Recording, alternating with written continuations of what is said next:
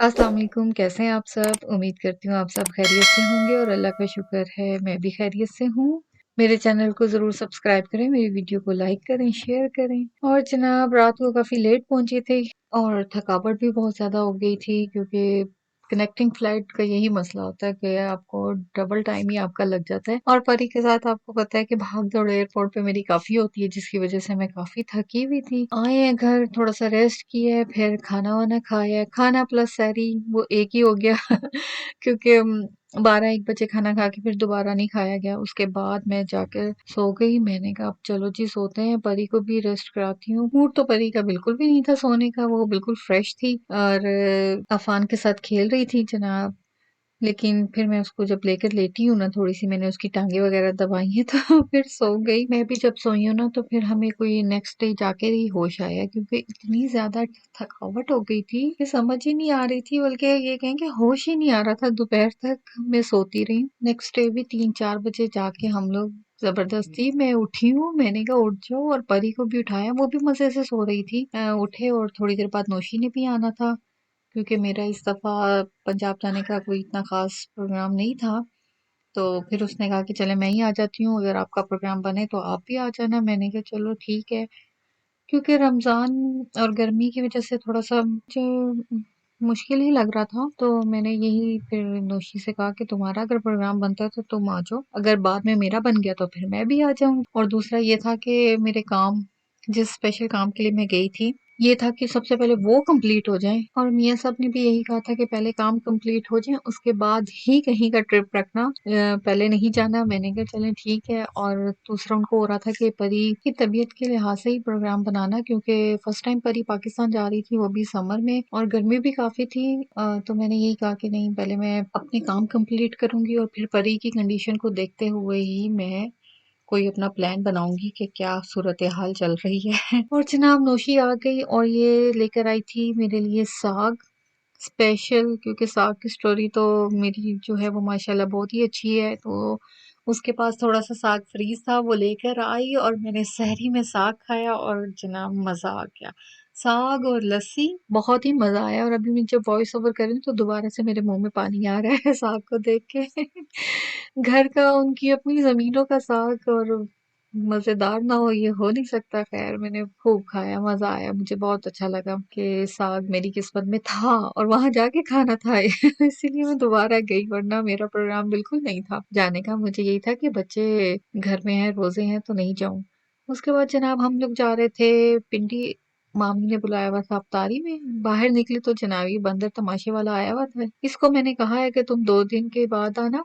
अभी तो हम जा रहे हैं और परी को मैंने ये ज़रूर दिखाना है कि परी का क्या रिएक्शन होता है। तो उसको मैंने यही कहा कि तुम 2 दिन के बाद आना, अभी टाइम नहीं है, क्योंकि हम लोग काफ़ी लेट हो गए थे और पिंडी में तो ट्रैफिक इतनी होती है ना कि हमें ये हो रहा था कि हम अफ्तारी के टाइम तक वहाँ पहुँच जाएँ। पिंडी जाना इतना मुश्किल लगता है ना मुझे, क्योंकि वहाँ पर इतनी ट्रैफिक होती है ना, और कई दफ़ा तो ऐसे ही होता है कि कितनी-कितनी देर ट्रैफिक में स्टक हो जाते हैं और जनाब कुछ ना पूछें। लेकिन मसला ये है कि रिलेटिव्स काफ़ी वहाँ पे रहते हैं, तो जाना भी ज़रूरी था।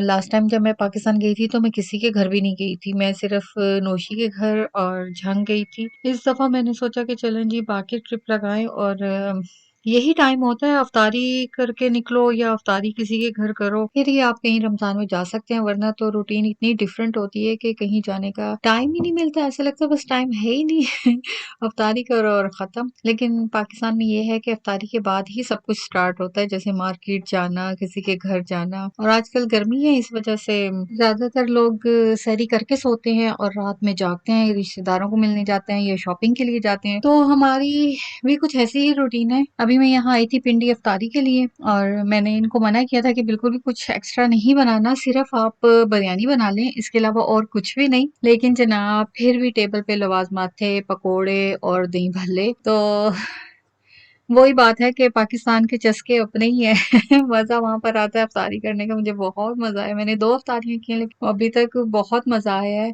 क्योंकि जब कानों में अज़ान की आवाज़ आती है, आप वेट करते हो, बैठते हो, तो उसका अलग ही मज़ा है। यहाँ तो यूके में तो हम लोग कैलेंडर पे टाइम देख रहे होते हैं, अच्छा जी ये टाइम हो गया है, रोज़ा खोल लो। लेकिन पाकिस्तान में रोज़ा रखने का और खोलने का अपना ही मज़ा है, और उसके बाद बाहर निकलने का ऐसा लगता है कि बाहर निकलो तो पूरी दुनिया ही जाग रही है, कोई सोता ही नहीं है सारी रात। मोस्टली वहाँ पे लोग यही करते हैं कि सैरी करके ही सोते हैं। और ये देखें जनाब, 2 अदद मोटी जो बच्ची हैं ना हमारी लड़ाइयाँ करने लगी हुई थी, तो मैंने इनको कहा मैं वीडियो बना रही हूँ, तो फिर बड़े इनको जी प्यार आ रहा है। नहीं, वो कह रहे फूफा जान हमारी वीडियो नहीं लगाना, रामीन भी कहे खाला जान ये वीडियो नहीं लगाना। मैंने कहा नहीं नहीं, तुम लोगों को मजा नहीं आ रहा, तो अब देखो जरा तुम्हारी मैं वीडियो लगाऊंगी तो फिर पता चलेगा। और इस मट्टो ने ना पूरा टाइम जो है ना सिर्फ खड़े होके गंदी की है, खाया पिया हमने कुछ नहीं है, बस शरबत और चम्मच से शरबत पी रही थी, उसको गिरा भी रही थी और यही कुछ कर रही थी। आखिरी टाइम इतना वो मुश्किल होता है ना कि जब आपके आगे सब कुछ पड़ा हो, और गर्मी में तो खास तौर पर ये कि जूस सामने पड़ा हो और आप वेट कर रहे हो। लेकिन जनाब इसी का नाम रोजा है, अल्लाह हमारे रोजे कबूल फरमाए। और यहाँ पे अफ्तारी के बाद जब हम लोग नमाज वगैरह पढ़ के आए, तो ये जनाब हर कोई अपने अपने टैबलेट लेके लेटा हुआ था, रिलैक्स हो रहे थे क्योंकि हमने कहा चलो पहले नमाज पढ़ते हैं उसके बाद खाना खाएंगे, बिरयानी से भरपूर इंसाफ करेंगे। लेकिन यही मसला है कि जब पकोड़े और ऐसी चीजें खा लेना तो फिर खाना ज़रा कम ही खाया जाता है। लेकिन माशाल्लाह बहुत अच्छा खाना बना था, बहुत अच्छा, बहुत मज़ा आया वहाँ पे इफ्तारी करके।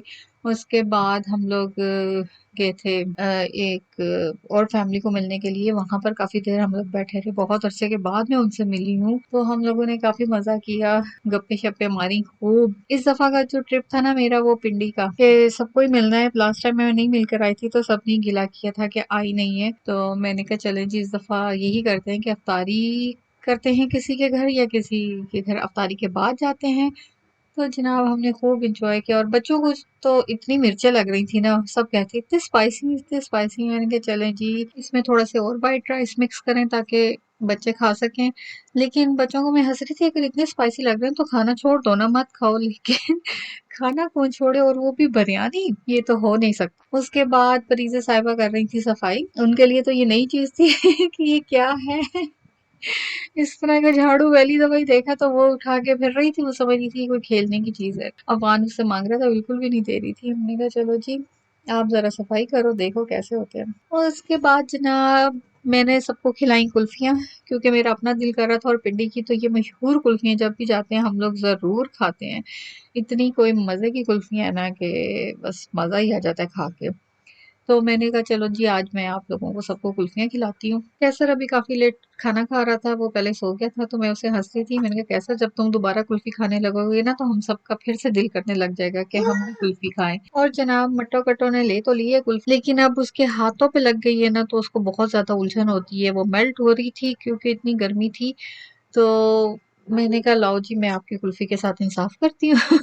अपनी भी खाई, फिर फरीजा की भी खाई, उसको थोड़ी सी खिलाई मैंने साथ साथ। लेकिन वो उसको बहुत उलझन होती है जब उसके हाथों पर मुंह पे कुछ लगता है। उसके बाद जनाब अब्दुल हादी का पड़ा था पतंग, उसने पकड़ के फाड़ दिया। मैंने कहा लो जी अब्दुल हादी आप तो एंजॉय करो यहाँ पे बसंत, अब तो ये फट गया। तो कह रहा फूफो जान अब इसका क्या करूं। मैंने कहा अच्छा चल रो नहीं, इसके मैं पैसे दूंगी ना। तो कह रहा है ऐसा करें फूफो जान 200 दे दे। मैंने कहा 200 नहीं, मैं सिर्फ इसके 50 रुपीज दूंगी, इससे ज्यादा नहीं दूंगी। तो यही सब करते कराते जनाब गप्पे मारते इंजॉय करते, खाना भी खूब इंजॉय किया। तो उसके बाद हमने वापसी करा लिया, हमने कहा चलें जी अब घर चलते हैं क्योंकि काफी देर हो गई थी। और शहरी को मुझे पता नहीं था कि ड्राइविंग इतनी अच्छी आती है। मैंने वहाँ पिंडी जाने के लिए ड्राइवर को बुलाया था ऑफिस से, तो उसको भी ज़ाहिर है कि सहरी करनी थी, तो जल्दी सोना होता है सबने। और जब गए तो जनाब इतनी ट्रैफिक, और ये उस दिन इमरान खान ने कॉल दी हुई थी आवाम को इकट्ठी होने के लिए पार्लियामेंट हाउस के बाहर, तो इतना ज़्यादा रश था ना, तो मैं बहुत हो रही थी कि ये ना हो कि हम कहीं यहाँ स्टक हो जाएं। लेकिन शुक्र अल्हम्दुलिल्लाह कि हम टाइमली वहां से निकल आए और अपने घर पहुंच के। इसी के साथ मुझे इजाजत दें, दुआओं में याद रखें, अपना बहुत ख्याल रखें। अल्लाह हाफिज।